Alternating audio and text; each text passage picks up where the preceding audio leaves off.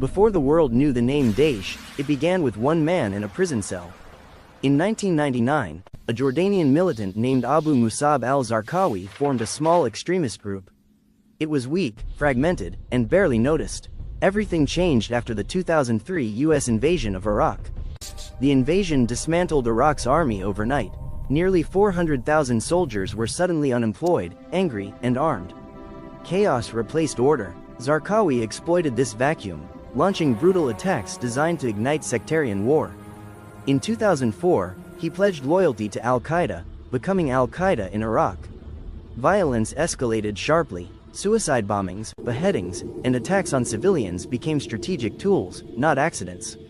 By 2006, Zarqawi was killed, but the ideology survived. His group renamed itself the Islamic State of Iraq. It was battered, hunted, and underestimated. What looked like defeat was actually incubation. Daesh was learning, adapting, and waiting for its next opportunity. After 2006, Daesh nearly collapsed. US forces and Iraqi militias killed thousands of its fighters. But prisons became its greatest weapon. In facilities like Camp Bucca, extremists were held together for years. Instead of breaking them, prison connected leaders, planners, and recruiters. Future commanders studied warfare like a university course. One prisoner stood out: Abu Bakr al-Baghdadi. Quiet, educated, patient. When US forces withdrew from Iraq in 2011, Baghdadi took control. At the same time, Syria descended into civil war.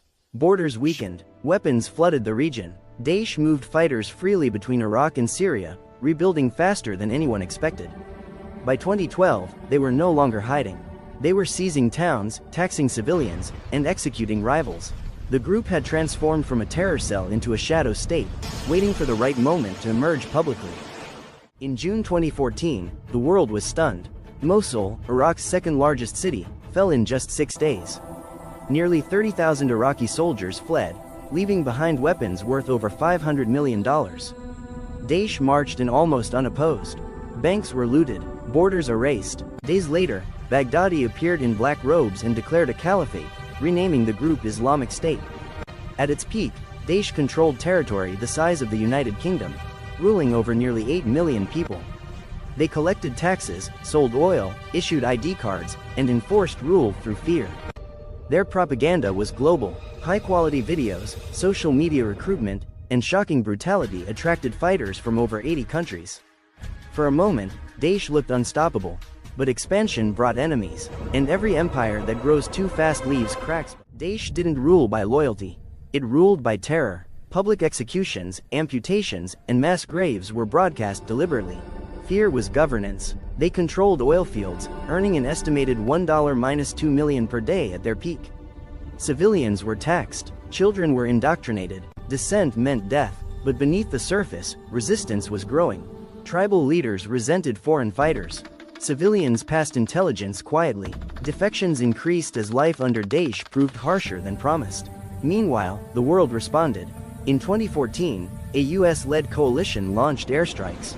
Kurdish forces, Iraqi troops, and Syrian militias slowly pushed back. Daesh lost territory village by village. Each loss weakened their image.